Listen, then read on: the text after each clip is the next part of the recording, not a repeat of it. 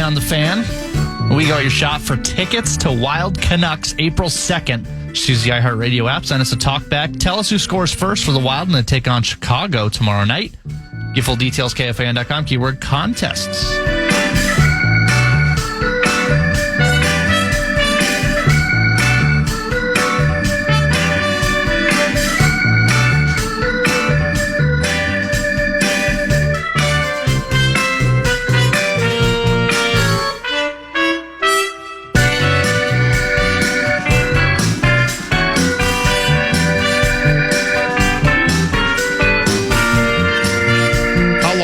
Back.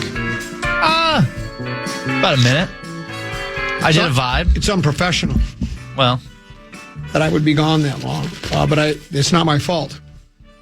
What happened? Well, because the microwave is now, and there's only one, because of the renovation, and it's way down at the other end. It used to be just a hop, skip, and a jump from here. 2 microwaves. Boom, boom. I think I'm going to bring a microwave from home.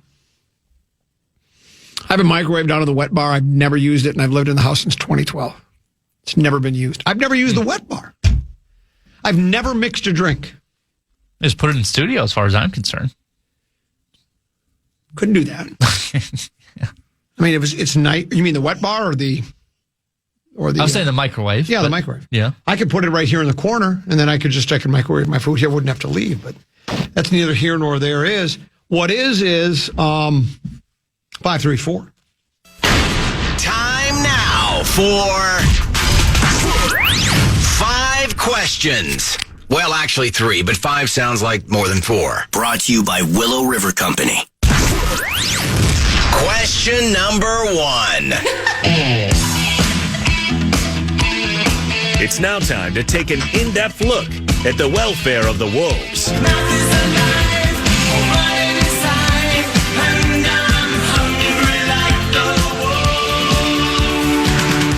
Your Wolves were victorious, 116-104 yesterday against the Suns at Target Center.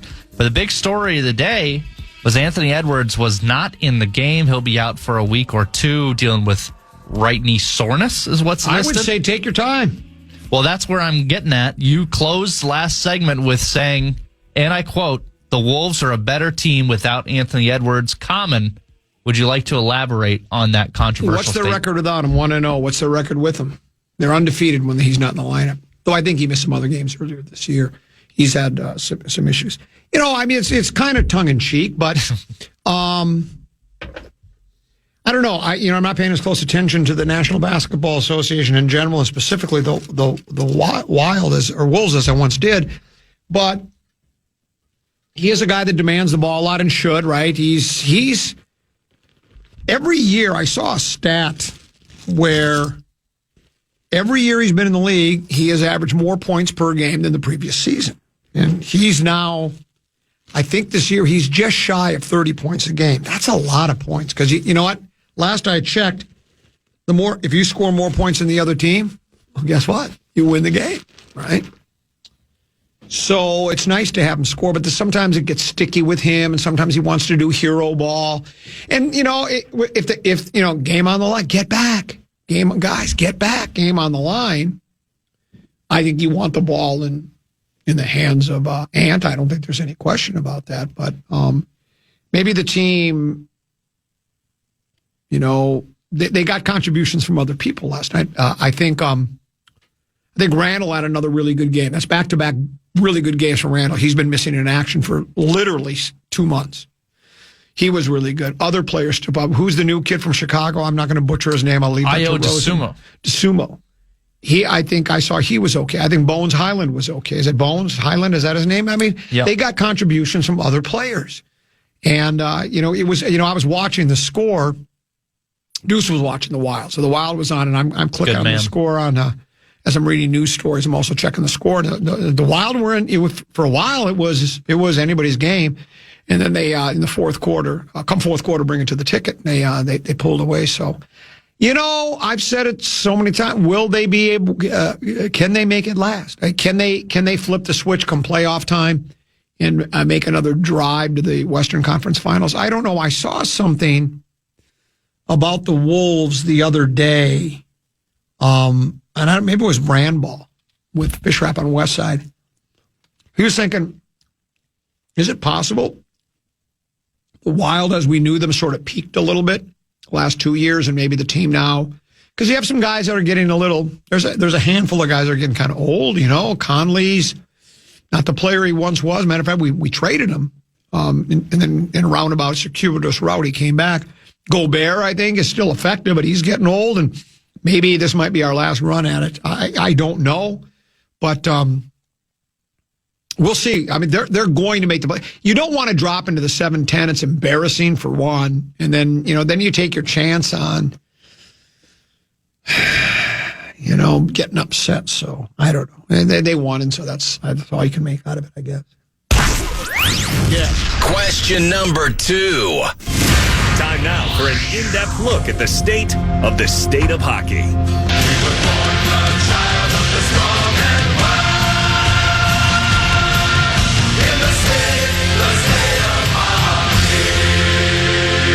Your Minnesota Wild big winners yesterday in Chicago. They win 4-3 in overtime. Zuccarello with the winner. It was almost an inverse of the losing streak at home, where they didn't really play all that well in the first half of the game, then turned it on late. Yesterday, it was almost the opposite, where they played great in the first half, jumped out to a huge lead, and then kind of took the foot off the gas pedal, let Chicago back into the game, only to win it in overtime. But a win is a win, and the 2 points still count. Common, my question to you, is this a breakout or fake out? I'm a fraud. Yes. I don't even remember that one. It's a great one. Yeah. I don't know why we don't play that more often. Well, I like the way you, as a Wild guy, the way you were. Well, win's a win. 2 points? Yeah. You can't take them away. And, they let off the gas. Or could it be that Chicago stepped on the gas and the Wild had no answer for it? That's the way I'd look at it. Could be as well. Chicago stepped on the gas and the Wild were unable to stop the Blackhawks, and they tied and the game tying goal was with $1:45 to go, $1:25. I mean, they were putting on the pressure. Yeah. I will say this: Deuce had the game on. I've said this before too. I watched the 3-on-3 overtime. Hockey should be 3-on-3 all the time. It just should. I'm calling for the abolishment of 5-on-5 hockey. That last, they controlled the puck. It looked like the Blackhawks. They had it down in the Wild zone, and I thought, well, this is it. It seems like whoever has the puck first in the offensive zone is going to score. Then the Wild took control. It was like they were on a power play. And then I think, did Husey hit the post? I believe so. It just ricocheted off the post. I think there was a couple of great saves by netminder guy, Tony Esposito. And, but the Wild they pinpoint passing, passed around, around. She went like a merry-go-round, and then they scored the goal. So that was a game where if you lose there, Chicago's a terrible team in a terrible city with terrible fans, a terrible state. Everything about the Blackhawks right now is terrible, from what I understand. They're the last place team, dead last, right? Worst record in the league. I don't know if they have the worst record in the league, but they're among them. Is that right? Yeah. Yep. So you lose there, you go to 4 in a row, and now you got to play them on back-to-back, home and home. And it's like, well, what are you doing here? So I would like to have had a more impressive win, one of those 5-1s, 5-zippo kind of things. But as you did say, a win is a win. And, it's like they're locked into that playoff spot. They're going to play Dallas. That's just the way it is. And then we'll know more once the playoffs. So would you say fake out? I'd say fake out. Yeah. Question number 3. It's time now for the lowdown in Dinky Town. I feel like we have to at least address this at some point in the show, because it is breaking news. And we like to break news on the Common Man program, be the upfront breaking news leader. Okay. Bob Motzko out as Gopher men's hockey coach the day after Brad Frost, the women's coach, got let go. So Minnesota Golden Gopher hockey is completely, that broke within the last hour, that Motzko is out. So now you've got a complete leadership change at the University of Minnesota. So I know you probably... And I understand, because we have such high standards at our hockey program. Exactly. And I understand that you may have not followed go for hockey as closely as you once did. Correct. But I'm of the opinion that college hockey, especially all of college sports, but especially college hockey, is so cyclical where you can have the ups and you build up a class and have a good season and come back down to earth and do it again. I get this season was really bad as far as Gopher men's hockey standards are concerned. We have standards? They do. I didn't know that. They want to go to the Frozen Four every year, if not win the thing. And that's been the biggest, crutch or the biggest shot against Motzko is he hasn't gotten over the hill, hasn't gotten the big one. He's been there to the Frozen Four, but haven't won it. I don't know. I don't know if I'm fully on board with. I get people. You have like a losing Dan season. Barrero question. Where are you going? It sounds like you're not even asking a question. You're just making some kind of a statement. Well, I was just trying to let you eat your lunch a little bit more. Appreciate that. You're looking out for me. Yeah, that's what I do. I'm not used to having a producer who looks out for me. Wow. Ooh. Wow. Ooh, shot across the bow with a 10 of Fitzgerald. We're taking on water. Lower all the lifeboats. So what do you make of Bob Motzko, the whole hockey department, coaching staff, gone at the University of Minnesota, if anything? I still think of the Motzko tragedy, where his son that was killed in that car accident a couple of years ago. It's just an awful story. Feel bad for him. But aside from the human interest stuff, I don't know. I mean, again, if you're right about the cyclical stuff, we are I think Florida is the state of hockey. Haven't they won like the last 2 Stanley Cups? They've had quite a bit. Like 4 of the last 5. Yeah, that's I'm sorry. I know we love thinking we're the state of hockey just because it's always cold here and we have snow. We ain't the state of hockey. It doesn't seem like. And I asked him to be this the other day, or maybe it was you, where I thought we were just like back in the WCHA days. Did we dominate? Or not necessarily. The Gophers? Yeah, they were always up there, yeah. So, yeah, you're supposed to in Minnesota be really good. And, yeah, I don't know. Coaching jobs just aren't forever. And so we have, that's a number of changes. I mean, we fired the men's basketball coach after last year. How long has Plitzawhite been there now? Is this her 3rd year or second? I think 2 or 3, yeah. 2 or 3. And the Whalen thing, I think did we ever come to the conclusion, was she fired or did she quit? I think it was kind of a mutual agreement. We're going in another direction. What do you want to do? Meanwhile, PJ Fleck probably got another extension. And then Fleck probably got another extension. He's the one coach that seems to be, at least at this point, untouchable. And so, and I don't know about the other sports, but yeah, so I don't know. I would suppose, look, at any college coaching job is a good job, I think. But certainly in the state of hockey, those are probably 2 very highly coveted jobs. So I don't think they'll have much problem. They'll have any trouble filling those positions. So we'll see how it goes. That's it for 534. Yes. I don't know where the thing left me, but yes, that's it. Yeah. 534 brought to you by our friends at Willow River, the Willow River Experience, where you can multitask. Well, they do the work actually, though. But what you do is if they have like a menu, it's like going to a restaurant. You say, hey, I want you to do my aeration this year. I want you to dethatch for me. And hey, maybe you could mow my lawn and fertilize. Oh, and I'd like you to also do my shrubs and stuff. So you bundle. It's boondelay. You bundle the services. You can save that way. It's the Willow River Experience is what it's called. I'm doing it. I think you should too. WillowRiverCompany.com, WillowRiverCompany.com. Brian Oak next with a little rock talk and rock rank. That's next here on The Fan.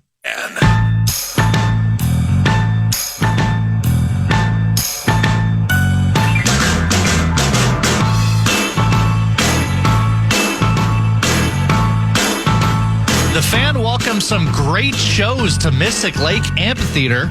The Guess Who will be there June 25th. Who? Let's see. Led Zeppelin. No, they can't because they're not going to get back together. The Guess Who? I just did. I can't guess anymore. The Guess Who and who else? The Guess Who will be there June 25th. Here comes my girl. Do, do, do, do. Here comes my girl. John Mellencamp. John, don't do me like that. Don't do me like that. July 14th, and Guns N' Roses. Guns N' Roses. I'm just a soul whose intentions are good. Oh, Lord, please don't let me be misunderstood. They're August 8th. Get complete details on all of our upcoming shows. KFAN.com, keyword count. The laughter. I think Blakemore's was fake. Yours seemed to be real. You know what? I'm in this weird place right now in my life where I am finding joy so many places I didn't used to. Part of it is sobriety. Part of it is just awakening. I don't know. And so there's so much funny, amazing stuff that happens around us every single day that we're usually too far up our own hind ends to pay attention to. But if you drop, Guns N' Roses, iconic as metal gets, right? And you go ahead and drop an Eric Burdon song on top of it, that's funny to me. There's a reason that I am a lifelong card-carrying member of the Commonwealth. I love the Grum. I love coming in here. I'm honored to be a part of it, and I enjoy my time every time I'm in here. Let's do one quick rock rank. Who do you like better, Guns N' Roses or Eric Burdon and the Animals? Different things. You can't. They're not on the same scale. They're not the same kind of Sounds thing. like you want to say Guns N' Roses. No, no disrespect intended to Eric Burdon and the Animals and their important legacy, but there are a zillion great blues, blues-based English invasion bands, and there's only one Guns N' Roses, baby, and they are well past their peak. Their peak happened well over 30 years ago.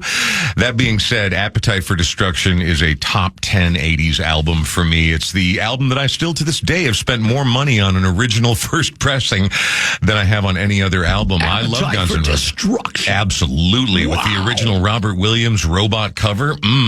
ROCKRANK. I've got an appetite for destruction. Exactly. That's what I want to destroy things. Yeah. All right. Exactly. Mr. Brownstone, opening just nasty, filthy riff. I want to make things grow. I'm a radio gardener. Oh, here we go. Well, I do. I'm a radio gardener. I know, but again, but the universe seeks a balance, right? Entropy is the defining nature of the universe. So just as there's growth, there has to be destruction. What was that opening song? Which one? That you said for Guns N' Roses. Oh, Mr. Brownstone? So what do you like better, Mr. Brownstone or Slow Down, You Move Too Fast? You got to make the morning last. Just kicking down the cobblestones, looking for fun and feeling groovy. That's the great thing about music. There is a soundtrack for quite literally every single scenario, no matter how specific, no matter how personal, no matter how outlandish. You will find a song that goes along with it. Both of them are wonderful songs, and I wouldn't want to say anything negative about either of them. Would you rather think something's lit or think something's groovy? I'm going with groovy. I think something's fire, because I'm trying to keep up with what the kids are into. So, let's be honest. Even though the 59th Avenue Bridge Street song or whatever, the Moving Too Fast song, I would say that is groovy, obviously, from the era it came from. Also being somewhat lit, but ultimately it's fire. You know who else did that song? Oh, tons of people. It was very popular. Harper's Bazaar. Yeah, theirs is the most famous version, right? Yeah. Other than Simon and Garfunkel. And you know what? I think it was Artie. Maybe it was Paul. Maybe it was both. But I'm almost certain it was Artie who said he hated doing that song. Did he? Well, they got to the point where it's like it was too. Well, did they hate doing Sounds of Silence? I mean, that might have the greatest. That's another thing. Which your greatest opening lines. And here's "Hello, darkness, my old friend." Exactly. I've come to talk to you again. That song. No, I don't think he hit. But most slow Gothic, down, you move too fast. Yeah, well, of course it's upbeat and sunshiny. But just the other day, much to the chagrin of my coworkers at the record store, I started the day by singing to them because I was in a great mood. The sun had come out after the snowstorm. It was lovely. This was just on Monday. I serenaded them with my take on the song "Good Morning Starshine" from the musical Hair. Oliver. Yeah. Oliver, well, that's who did it. Oliver. Well, yeah. He did the song. Oliver was the first of the one-named guys. Everybody thinks it was Madonna or Adderley or Char. No, it was Oliver. Yeah, no, the slow down, you're moving too fast. You know what I used to call the Good Morning Starshine, the glibby globby glooby song. 'Cause that's what it sounds like he's saying. That's what they do say. Glooby, globby, glibby. No, it's Good Morning Starshine. The earth says hello. You twinkle above us, we twinkle below. And then it goes on to Glippy Glop Gloopy, Ooby Abba Naba, early morning singing song. Yeah, man. People need to get, you know what? And spring is coming. It's going to be barefoot in the grass. It's going to be Love Thy Neighbor. It's all coming together. It's the dawning of the age of Aquarius. You're welcome. I know you would like that one. You know, it's another great song. Tell me. Jennifer Juniper. By Donovan. How good is that? He's got so many of those that are just weird little psycho. It's 240, and the best part about it is it's one of those songs where he has the two characters talking to each other. Yeah. Would you love her? Yes, I would, sir. You know, it's just so good. No, it's goofy, English, so British, sing-songy, gnome hippie music, and Donovan's amazing at it. But he also could get a little deep and a little moody sometimes. Season of the Witch, it's an important look at the world that's going on around us, and very powerfully told. Mellow Yellow, for as cliched as it might be, I mean, that's a brilliant, brilliant song, very much of its time, and I'm sure he probably was tired of playing it at certain points. The way it would start with that with the cymbal. I'm just wild about saffron. And I think I've told you this story. So speaking of Mellencamp. Well, Mellencamp. Well, no, it came up. I heard it. Mellencamp. Do you know? Would we have to go to break already?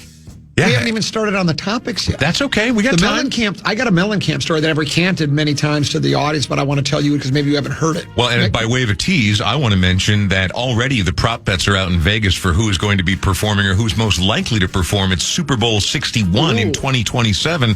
We're going to break down the odds on that at some point here, too. It's not going to be Eric Burden or Donovan, I can tell you that. You are correct. Yeah. We'll take a break. We'll come back with more Rock Talk here on The Fan.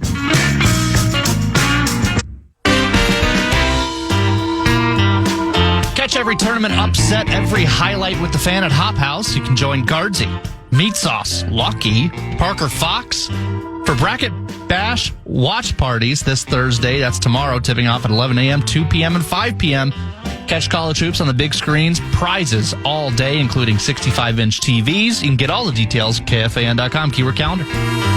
So I'm not a huge Mellencamp fan, but I've seen him a couple of times. The first time, the superstar Mike Morris had the iHeart, back then it might have been Clear Channel suite, and invited me to go with, so I went. Mm-hmm. The next time, it was, we were talking about, so many of our musical, if you want to call them heroes, or our favorite groups or bands, they all had musical heroes. Mellencamp's was Donovan. Yep. So he had Donovan come on tour with him. How cool is that? And like when I told you I also saw the Simon and Garfunkel with the Everly Brothers, in both cases, Mellencamp and Donovan, in the Everly Brothers with Simon and Garfunkel, they had too much respect to say, well, you open for me and then we come on. Right. So Simon and Garfunkel did, an hour. Then they brought Phil and Don up there. They did a couple of songs together, and then Phil and Don did a couple, and then, a little break for Simon. Same thing.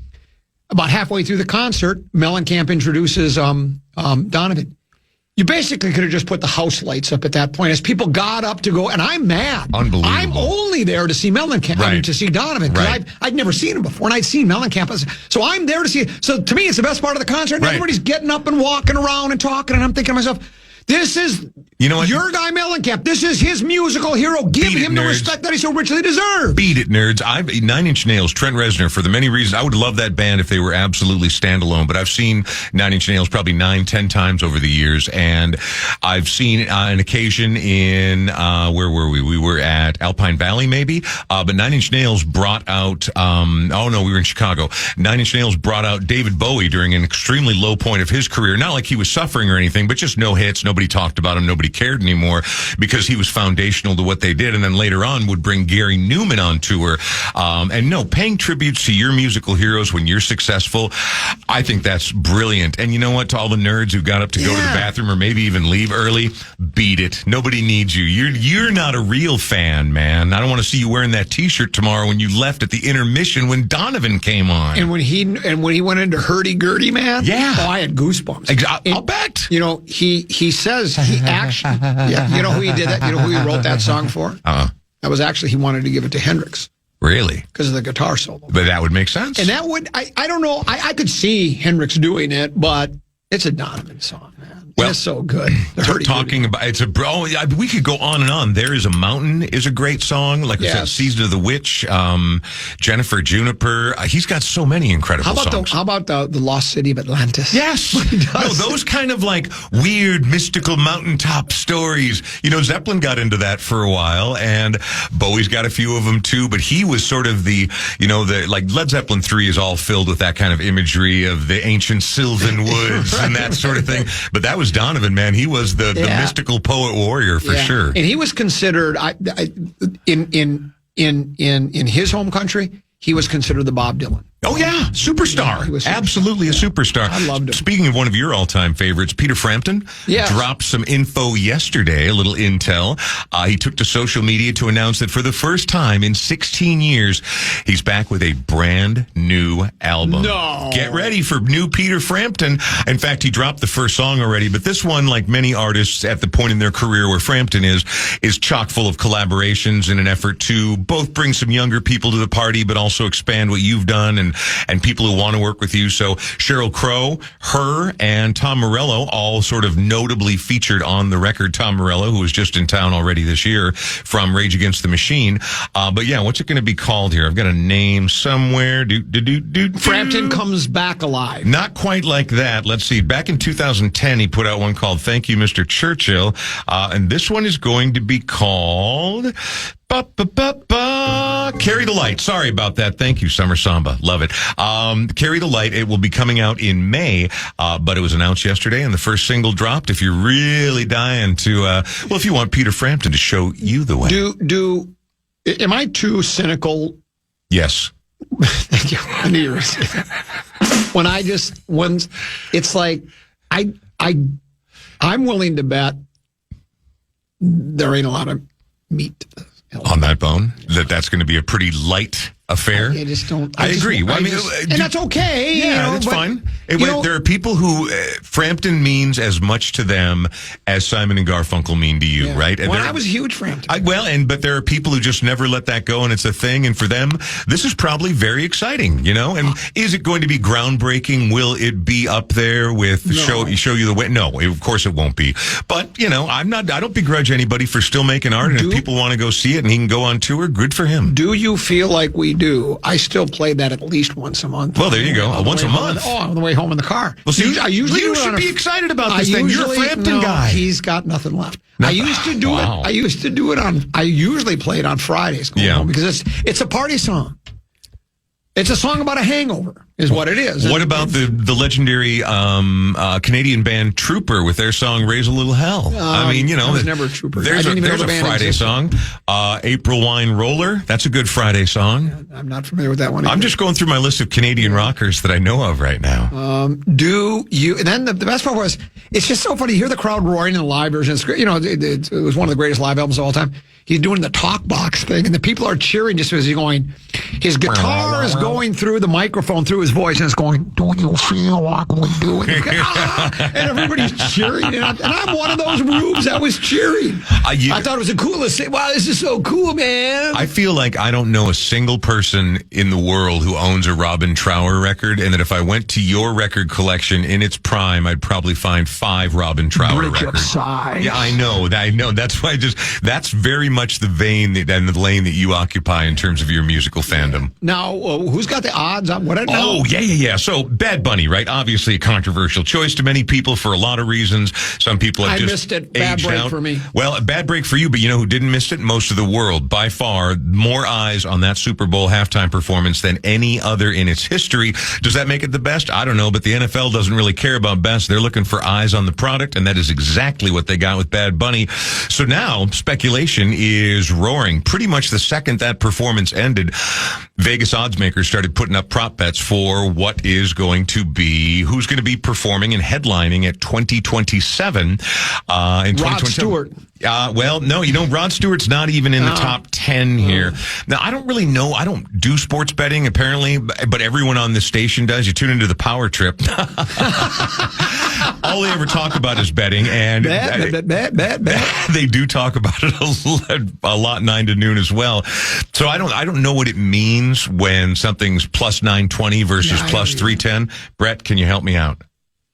I'm not an elite betting mind. But Okay, what is it? What'd you say? So was the question? smaller the number, the more likely this person is to win, right? Correct. So yeah, if it's like plus 300, Yeah. if you put $100 down, you would earn $300. Okay, all right. Well, so far, I could run them down in order, but the number one, do you want to take a stab at who you think might be number one next year? Who Number one is the most likely to be headlining the halftime performance next year? Jelly Roll. No. Chris Stapleton. Incorrect. Who's the country guy that... Country seems to be very out of favor on this list. There's not a country artist Who's the country on guy this. that threw the chair off the roof? I don't know.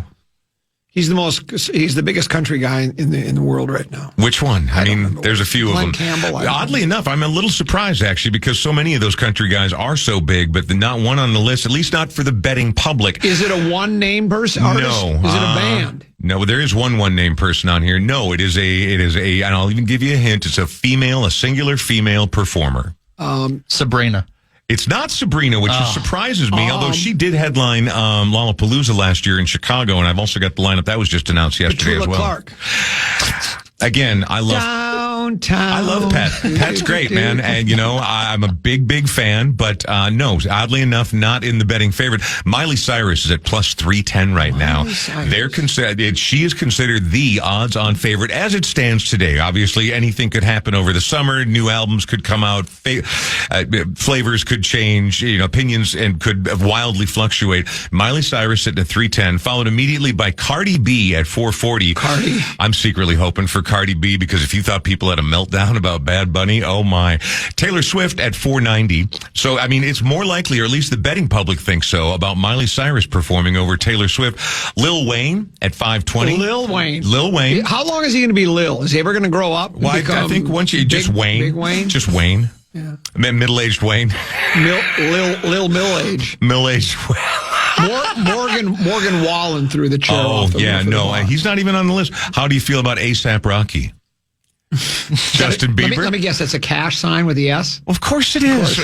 He's part of the A$AP clan, man. Of course it's a dollar sign with the S. Who would you rather see, Miley Cyrus or the New Seekers singing Georgie Girl? Well, the New Seekers are very sort of spiritually and musically adjacent to the Up With People group that actually did the halftime for the first 5 years. Why do all the boys just... J. Cole, which would be very cool, plus 880. Drake is on the list, Ariana Grande, and Harry Styles, because he's got that brand new record that just dropped. We'll see what this year does to him, but at plus 1,040. So the odds are already out there. And to me, since I only kind of care about sports and don't at all about things that aren't the NFL, prop bets to me are fascinating, especially pop culture prop bets. So just so you know, if you're out there and you want to get in early, you got a good gut feeling about Miley Cyrus right now, plus 310. I can guarantee you that will be another halftime show I will miss. I will be relieving myself and going back to the stove to get some more chili. There's not one name on that list that gets.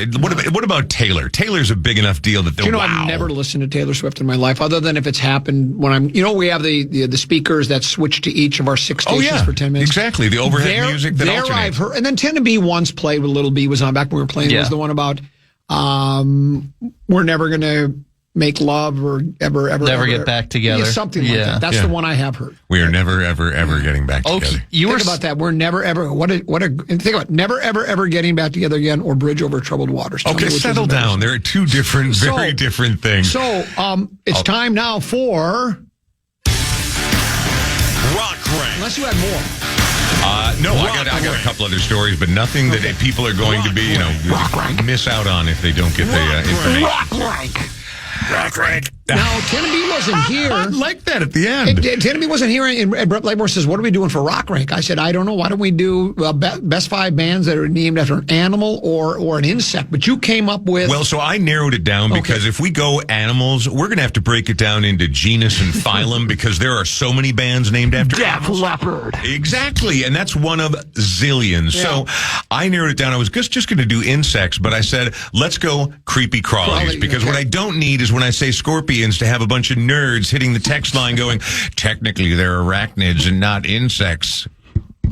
Centipede. Well, I don't know if there is a band called Centipede, but nobody's heard of them, and they're not very good, so I didn't bring them up. So they're not in your top 5. I do have a top 5 for you, Okay. though. Number 5 is a modern era Swedish garage rock, snarly, loud, snotty, but super fun and very talented band called The Hives. They're bee adjacent, okay? They're not actually an insect or a bug, but it works, trust me. And if you heard their song, I hate to say I told you so, I hate it that we can't play snippets of songs on here. The Hives absolutely should be in everyone's rotation all the time. They are a rock band with universal appeal, and they're Swedish, and that makes them fun. And they give you goosebumps. They do a little bit, yeah. Number 4, you're going to be able to appreciate this one a little bit more. They were the backing band for arguably one of the most influential and important figures in all of rock history, but they also were very much a legitimate band in their own right. And when you talk about the earliest days of rock and roll, very few bands occupy shoes as large as this band right here.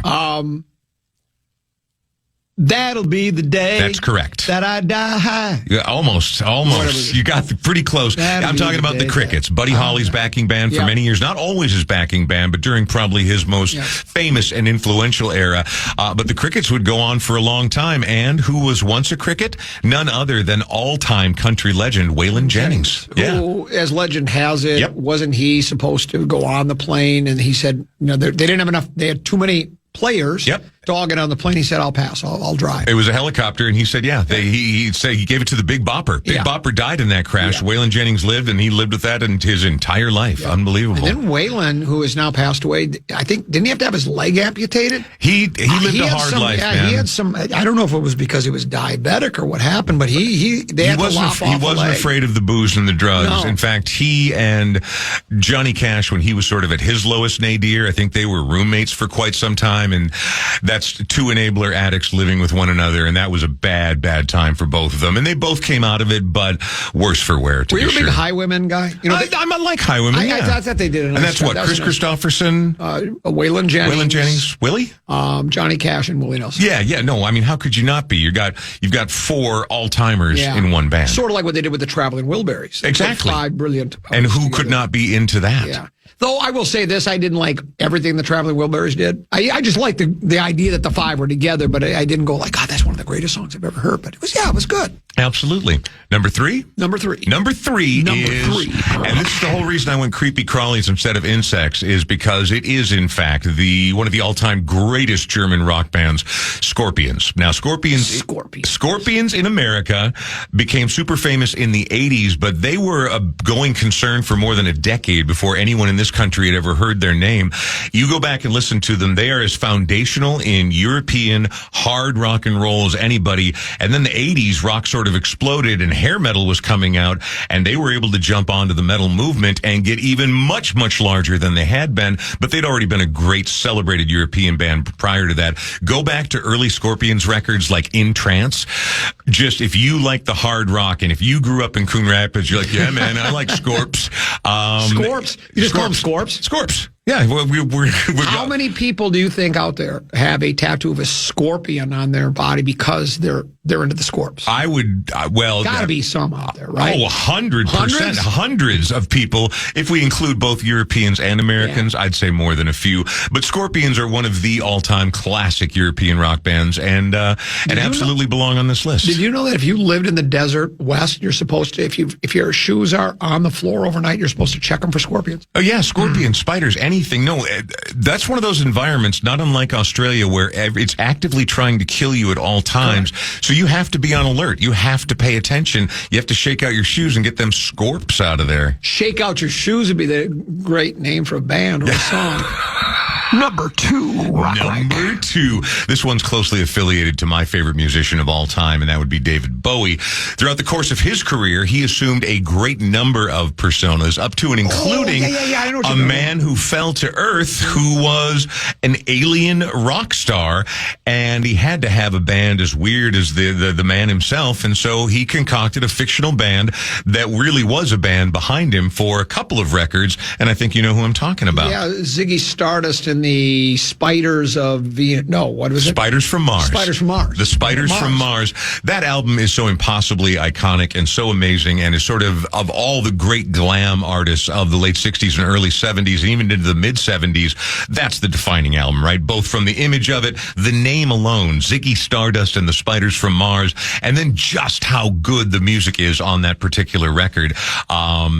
This was going to be number one, except obviously at number one there is a band that's more important than any other band, more influential. From Gilligan's Island. Do you remember that episode? I do. I think there was another one called The Honeybees that featured all the women. Yes, it's the Honeybees. They had a little battle of the bands on with. And if you'll remember, that was the episode I thought they were going to get rescued. Yeah. But the mosquitoes were so worried about losing market share to the honeybees that they left. They were so impressed. They're like, we got to leave these cats on this island, man. And they got their groovy selves back to the mainland.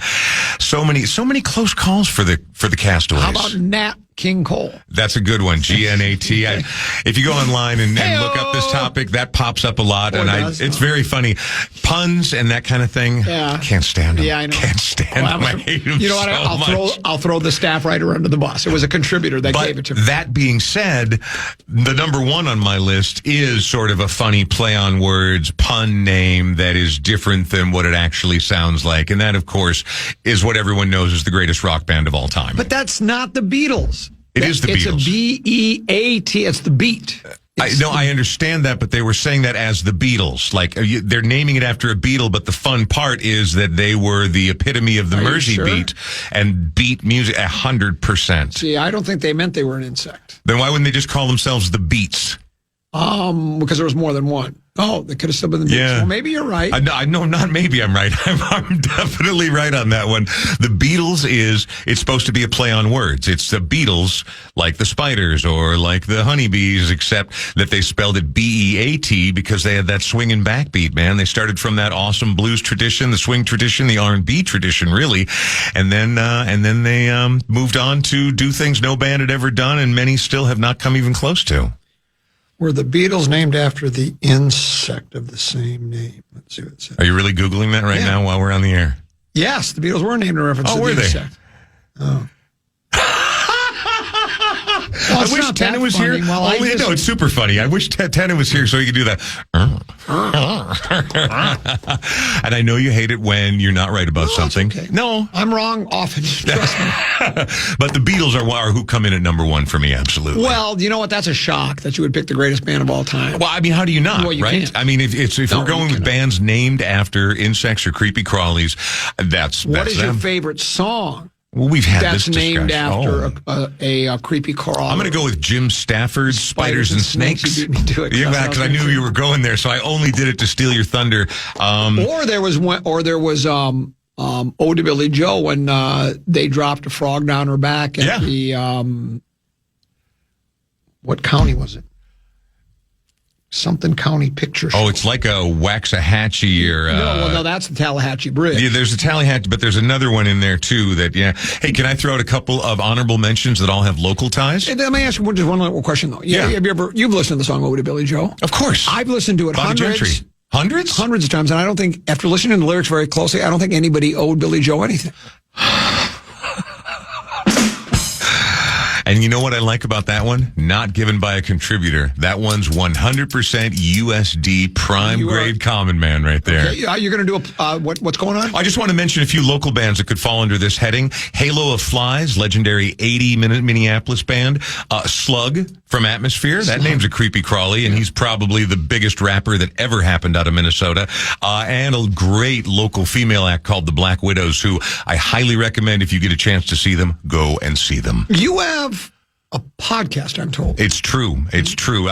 Almost award-winning podcast. Have the awards been announced yet? Not yet. Okay. Not yet. And I'm fingers crossed. I'm hoping for the very, very best. I cannot wait to reveal what I think I might know. Anyway, 561 episodes. Just did the latest one this morning featuring none other than Sue Scott, who for 25 years was the main female voice on A Prairie Home Companion. Okay. And these days has an incredible podcast called The Island of Discarded Women. They got a special fundraising event coming up, so we talk all about that. Here's some incredible music from featured performers. And again, the Brian Oak Show podcast, now 6.5 years old, is available just about everywhere you get podcasts, but primarily through the iHeartRadio app. We'll see you next Wednesday, my friend. I'll see you then. That's Brian Oak for Rock Talk. Mark Rosen joins us next here on The Grum.